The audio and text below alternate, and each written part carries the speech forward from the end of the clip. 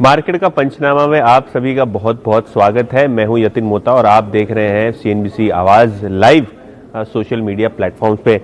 चलिए बाजार की बात करते हैं और जिस हिसाब से मार्केट में आज तेजी का तामझाम रहा, हम बिल्कुल ही निफ्टी को 14,000 के लेवल के आसपास ले आए हैं। तो बहुत ही फैंटास्टिक जर्नी है। ज़्यादातर कंट्रीब्यूशन आईटी के शेयरों और बैंकिंग के शेयरों से आई है पिछले 15-20 दिनों में, और जो ज़बरदस्त तेजी आई है उसमें मिड कैप के भी क्या कहने, बहुत अच्छी तरीके से सारा का सारा मार्केट मोमेंटम बनता हुआ दिखाई दे रहा है। आज अगर आप देखें तो एडवांस डिक्लाइन रेशियो लगभग 1:1 था। इसका मतलब ये कि बढ़ने वाले शेयर्स के सामने घटने वाले शेयर्स बिल्कुल ही बराबर थे। अगर आप बात करें मार्केट की तो आज 5वां दिन है जहां लगातार तेजी हमको देखने को मिल रही है, खास करके बैंकिंग और आईटी शेयरों में।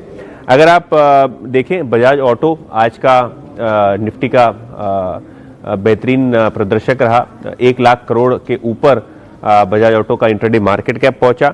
और अगर आप दूसरे शेयर्स की बात करें, HDFC, Kotak bank, HCL tech, Asian paints, इन सभी शेयरों ने लाइफ हाई लगाया। तो बहुत अच्छी तरीके से मार्केट की ब्रेथ। गेनर्स की अगर आप बात करें आज तो Axis Bank, HDFC, Tech Mahindra, HCL Tech जैसे शेयरों में तेजी देखते ही बनती थी। लूजर्स की बात करें तो सरकारी कंपनियां जैसे कोल इंडिया, एनटीपीसी पे थोड़ा बहुत दबाव था। टाटा मोटर्स और हिंडाल्को जैसे शेयरों में भी थोड़ी बहुत हमको आज सेलिंग आते हुए दिखी।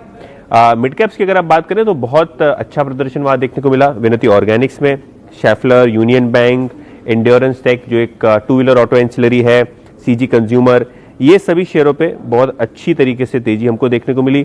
अगर आप एफएनओ गेनर्स की बात करें तो आईजीएल, एक्साइड, एमजीएल, पीएनबी जैसे शेयरों में हमने बहुत अच्छा प्रदर्शन देखा। तो ओवरऑल अगर आप कहें तो बैंकिंग में आज एक सेक्युलर तेजी देखने को मिली, चाहे वो सरकारी बैंक्स हो चाहे वो प्राइवेट बैंक्स हो, दोनों ही तरफ हमको तेजी को देखने को मिली। और आईटी क्षेत्र में भी खास करके फ्रंटलाइन शेयरों में तेजी देखते ही बनती थी, जैसे कि मैंने पहले बताया।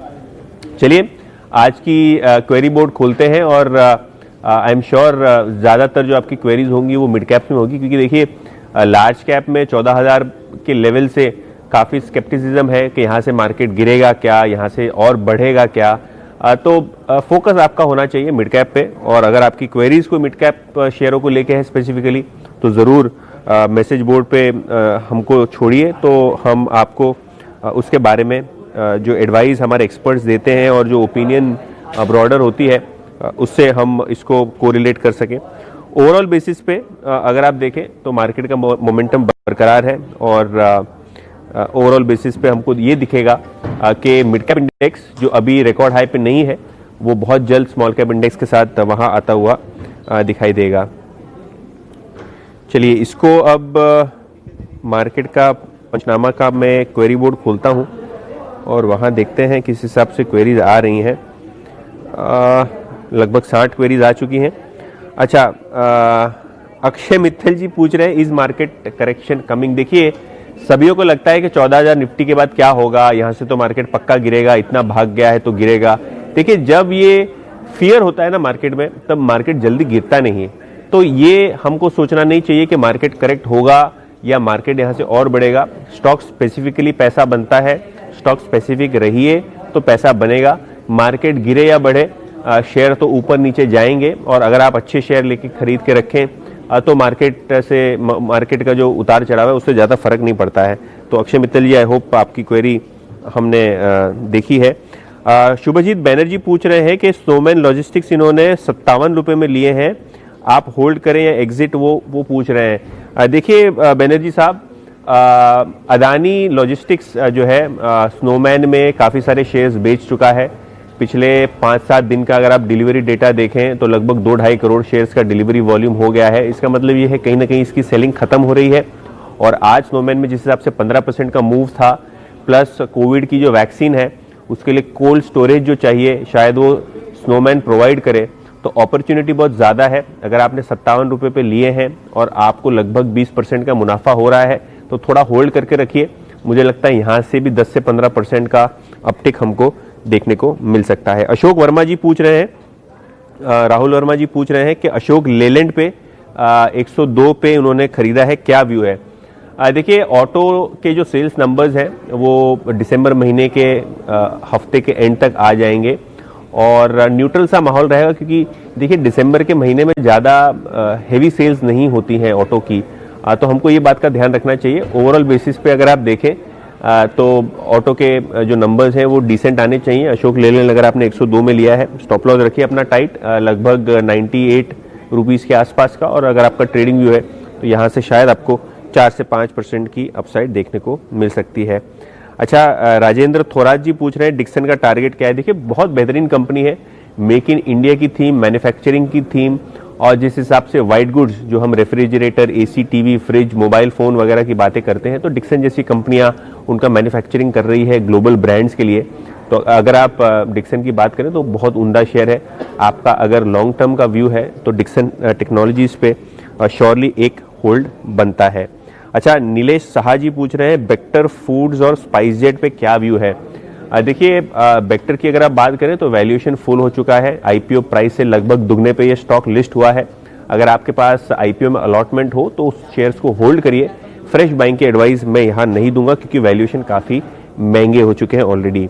स्पाइसजेट की अगर आप बात करें तो मोमेंटम यहाँ बना हुआ है, दिवाली से लेके अब तक लगभग स्टॉक ने 100% का रिटर्न दिया है, और यहाँ से भी अगर एविएशन सेक्टर खुलता है, परफॉर्मेंस वापस आती है, कच्चे तेल के दाम में ज़्यादा उछाल नहीं आता है, तो स्पाइसजेट जैसी कंपनीज को बेनिफिट ज़रूर होगा।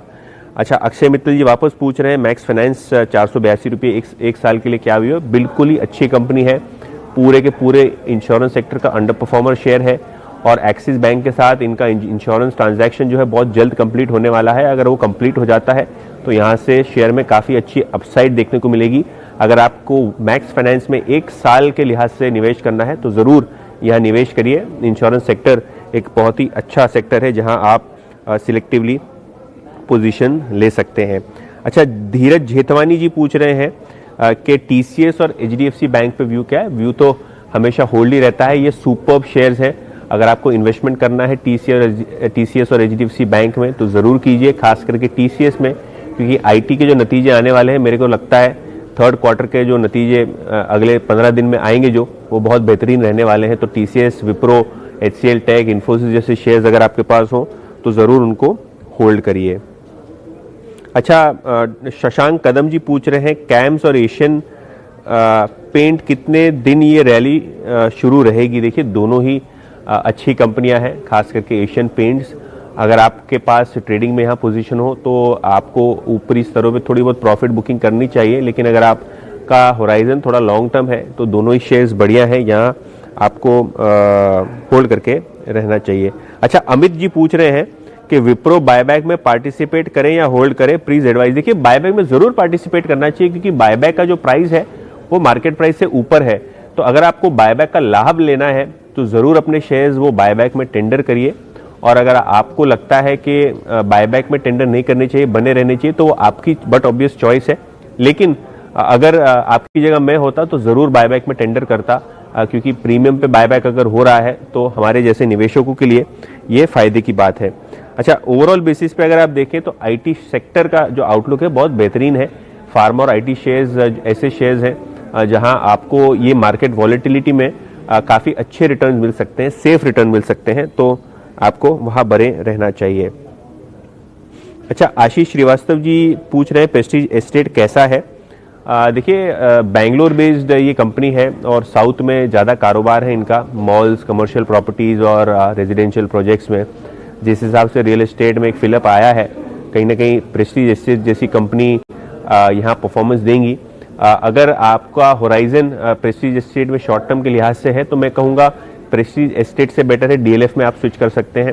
बहुत अच्छी तरीके से उनके एनसीआर की सेल्स हो रही है। लेकिन अगर आपको लॉन्ग टर्म के लिहाज से यहाँ देखना है, ट्रेडिंग के हिसाब से नहीं देखना है, तो प्रेस्टीज एस्टेट भी एक अच्छा शेयर है जिसको आप खरीद सकते हैं। अच्छा, संजय राठौड़ जी पूछ रहे हैं Tata Power buy level please suggest me. Sanjay ji, Tata Power की अगर आप स्पेसिफिकली बात करें तो कंपनी तो अच्छी है, पिछले 4-5 दिनों से स्टॉक में मोमेंटम भी काफ़ी अच्छा है। इनका जो कर्ज है जो बैलेंस शीट पे उसको कम करने की कंपनी की योजना है, और अगर ये अपना कर्ज कम कर सकते हैं मीडियम टर्म में तो शेयर में हमको अच्छी खासी री रेटिंग आती हुई दिखने को मिल सकती है। तो टाटा पावर आपको देखना चाहिए। अच्छा, नहारिका माथुर जी ने 2000 शेयर डिश टीवी के लिए हैं 12 रुपये 80 पैसे में। लगभग 13 साढ़े 13 का प्राइस है। देखिए निहारिका जी, डिश टीवी जैसे शेयर ट्रेडिंग वाले होते हैं, आपको यहाँ ट्रेडिंग टॉप अगर मिल जाए 15-16 का टारगेट अगर आपको दिखता है तो ज़रूर वहाँ एग्जिट कर लेना चाहिए। देखिए कंपनी के अंदर काफ़ी सारी चेंजेस हो रही हैं, उनका कर्ज भी ज़्यादा है, सरकार ने पिछले दिनों उनको नोटिस भी भेजी है क्योंकि उनका लाइसेंस फी का कुछ पैसा बकाया है। तो कहीं ना कहीं ये कंपनी की बैलेंस शीट को स्ट्रेन कर सकता है आगे चलते हुए। हमको ये नहीं पता कि क्या कोर्ट ऑर्डर करेगी, लेकिन अगर आपके पास शेयर ट्रेडिंग के लिहाज से रखे हुए हैं तो 15-16 का जो टारगेट है वहाँ अगर आपको शेयर बेचने मिलता है तो वहाँ आपको प्रॉफिट बुक कर लेना चाहिए। अच्छा, अजय सिंह दोदिया जी पूछ रहे हैं कि निप्पॉन और लोम्बार्ड, आईसीआईसीआई लोम्बार्ड इन्होंने लिए हैं, क्या करना चाहिए? दोनों ही बढ़िया कंपनी है।